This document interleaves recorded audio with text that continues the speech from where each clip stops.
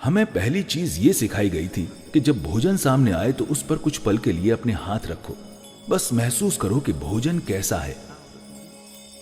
अगर मेरी प्लेट पर कुछ आता है तो उसे महसूस करके मैं जान जाता हूं कि क्या खाना है और क्या नहीं खाना। जो मुझे नहीं खाना उसे मैं चख कर खारिज नहीं करता, मैं बस उसे नहीं खाता। ज्यादातर दिनों में मैं सिर्फ एक बार ही खाता हूं, बस एक बार भरपूर खाता हूं, इतना ही। अगर आप अपने भोजन के प्रति एक खास कृतज्ञता और आदर की भावना रखकर खाएंगे,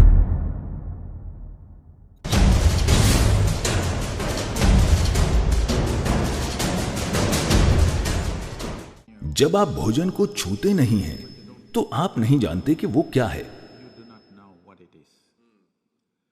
अगर भोजन छूने लायक नहीं है तो मैं नहीं जानता कि वो खाने लायक कैसे होगा। तो हमें अपनी माँ की बात नहीं माननी चाहिए थी और हमें अपनी उंगलियों से खाना चाहिए, क्योंकि भोजन को छूकर हम उसके संपर्क में रहते हैं। आपके हाथों की सफाई पूरी तरह से आपके हाथों में है। फोर्क की सफाई पूरी तरह से आपके हाथों में नहीं है। ये सच है।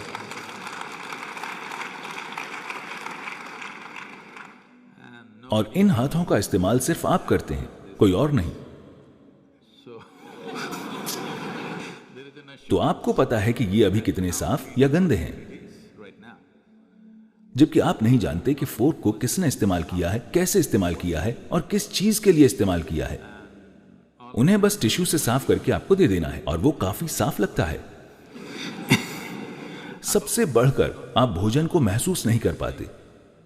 हमें पहली चीज ये सिखाई गई थी कि जब भोजन सामने आए तो उस पर कुछ पल के लिए अपने हाथ रखो, बस महसूस करो कि भोजन कैसा है। अगर मेरी प्लेट पर कुछ आता है तो उसे महसूस करके मैं जान जाता हूं कि क्या खाना है और क्या नहीं खाना।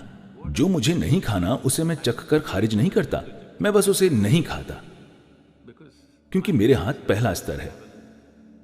वे उस मायने में नहीं चखते जैसे जीभ चखती है, पर वे भोजन को जान लेते हैं। भोजन को जानना पहली चीज है। किसी इंसान को जानने के लिए आप उससे जाकर हाथ मिलाते हैं। मैं आमतौर पर इससे बचता हूं, लेकिन ये अच्छी रणनीति है। लेकिन जो भोजन आपका हिस्सा बनने वाला है, सबसे पहली चीज आपके हाथ हैं। अगर उसे आप नहीं भी छूते हैं तो बस वहां सचेतन होकर होने से साफ पता चल जाएगा कि भोजन आपके अंदर कैसा बर्ताव करेगा। यह भोजन इस दिन आपके अंदर जाना चाहिए या नहीं, क्योंकि हर दिन आपका शरीर वही नहीं होता। हर दिन हर पल ये अलग होता है। अगर आप भोजन को महसूस करें तो आप जान जाएंगे कि आज इस भोजन को आपके अंदर जाना चाहिए या नहीं।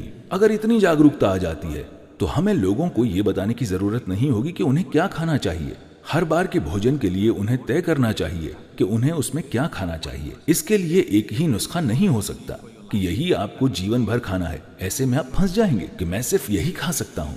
अपने भोजन को चुनना और खाना, ये दोनों चीजें सचेतन होकर कीजिए। आप क्या खाते हैं उतना ही महत्वपूर्ण है कि आप कैसे खाते हैं। जब मैं कहता हूं कि आप कैसे खाते हैं तो ये सभी जीवित चीजें हैं। उनमें से हर एक का अपना जीवन था, चाहे वो सब्जी हो, जानवर हो या पौधा हो। हर किसी का अपना जीवन था। अब आप उसे एक तरीके से भोजन बना दे रहे हैं। Food out of it, you must consume it with utmost gratitude. तो आपको उसे चरम कृतज्ञता के साथ खाना चाहिए। अगर आप अपने भोजन के प्रति एक खास कृतज्ञता और आदर की भावना रखकर खाएंगे, जब मैं आदर कहता हूं तो यह आपको अजीब लग सकता है, लेकिन मैं आपसे पूछ रहा हूं, मान लीजिए हम आपको एक कमरे में बंद कर दें और आपके पास 5 दिन खाने को कुछ ना हो। अगर आपके सामने भगवान आ जाएं तो आप क्या मांगेंगे? खाना। तो ये इतना ही महत्वपूर्ण है। आपको समझना चाहिए कि आपकी थाली में भोजन बस कोई पदार्थ नहीं है, ये कोई सामान नहीं है, ये जीवन है। ये आपके लिए जीवन निर्माण का पदार्थ है। तो आपको इससे वैसा बर्ताव करना चाहिए। अभी जब ये थाली में है या बाहर कहीं है तो इसकी कोई कीमत नहीं है, लेकिन जिस पल आप इसे खाते हैं तब ये आपका खून और मांस बन जाता है। अब अचानक ये बेशकीमती हो जाता है। हम ऐसे क्यों नहीं जीते हैं? ये बहुत महत्वपूर्ण है कि जब ये आपकी थाली में आए तो आप इसे अपने एक हिस्से की तरह देखें। बहुत आदर के साथ आपको इसे खाना चाहिए। अगर आप बस अपने खाने का तरीका बदल दें तो भोजन आपके अंदर बहुत अलग तरह से बर्ताव करेगा। चेतना का यही मतलब है। अगर लोग कहते हैं आपकी चेतना का आपके जीवन पर कोई असर नहीं होगा, सिर्फ रासायनिक संरचनाओं का असर होता है, तो मुझे उनके लिए दुख होता है, क्योंकि जीवन ऐसे काम नहीं करता। मानव चेतना का हमारे संपर्क में आने वाली हर चीज पर गहरा असर होता है, खासकर भोजन पर। हम एक दूसरे जीवन को अपना हिस्सा बना रहे हैं। जब हम ऐसा काम करते हैं तो यह बहुत महत्वपूर्ण है कि हम उसके साथ बहुत कृतज्ञता और आदर का बर्ताव करें। एक सीधी सी चीज जिसके पीछे दुनिया पड़ी है। अगर आप हमारे आश्रम में आए तो लोग शारीरिक रूप से बहुत सक्रिय हैं। वे बस सुबह 10 बजे खाते हैं और फिर शाम को 7 बजे, बस 2 बार भोजन। मुझे कितने डॉक्टर कह चुके हैं कि वे कुपोषण से मर जाएंगे, ये हो जाएगा, वो हो जाएगा, आप ये कीजिए, वो कीजिए। ज्यादातर दिनों में मैं सिर्फ 1 बार ही खाता हूं, बस 1 बार भरपूर खाता हूं, इतना ही। डॉक्टर मुझे कह रहे हैं, नहीं सदगुरु, आप इतनी यात्राएं करते हैं, ये हो जाएगा, वो हो जाएगा, आपको 4 घंटे में कम से कम 1 बार खाना खाना चाहिए, कुछ तो खाना चाहिए। मैंने कहा, मुझे अकेला छोड़ दीजिए, मैं ठीक हूं। पर अब अमेरिका की एक बहुत बड़ी यूनिवर्सिटी कह रही है, रुक रुक कर उपवास कीजिए। ये कोई बकवास नहीं है, अच्छी चीज है, लेकिन उन्होंने ऐसी चीज फिर से खोजी है जो हम हमेशा जानते थे। अब हर कोई कह रहा है 16 घंटे का अंतराल होना चाहिए, फिर सभी बीमारियां ठीक हो जाएंगी। हम इतने हजारों साल से क्या कह रहे थे? सीधी बात यह है, इसके कई पहलू हैं, मानसिक, शारीरिक। लेकिन अब दुनिया में कैंसर बढ़ रहा है। कैंसर की कोशिका समाज में एक अपराधी की तरह है, हम सबके शरीर में होती है, लेकिन उनकी संख्या जितनी होनी चाहिए, अगर उससे बढ़ जाए या सब साथ मिलकर एक जगह जमा हो जाएं, तो वे अपराधियों के गिरोह जैसी बन जाएंगी। कोच्चि में भी जेब कतरे होंगे, मुझे यकीन है। हेलो, वे छोटे मोटे अपराधी हैं।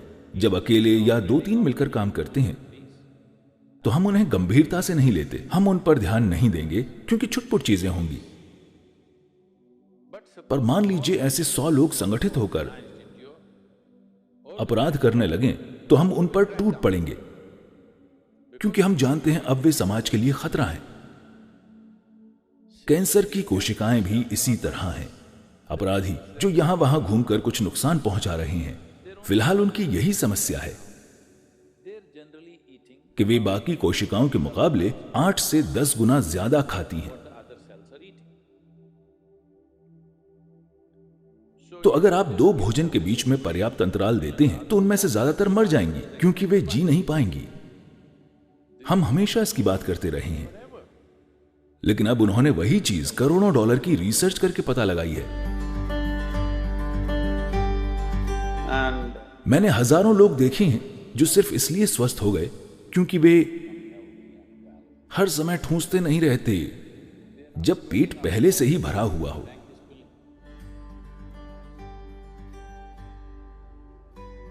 योग केंद्र में लोग हमेशा शारीरिक रूप से सक्रिय रहते हैं,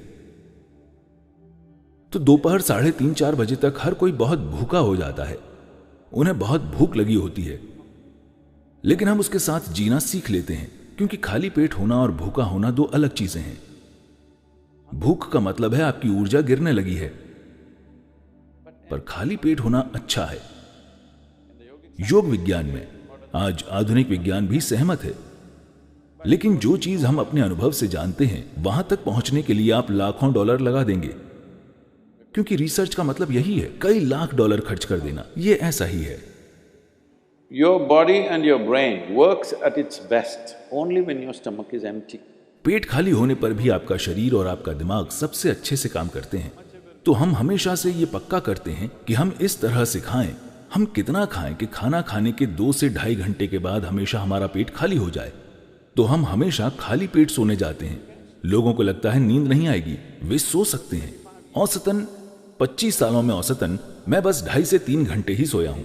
इन चीजों से थोड़ा आलसी होता जा रहा हूं और 3.5 से 4 घंटे सो रहा हूं। लेकिन मैं बहुत ज्यादा यात्राएं करता हूं।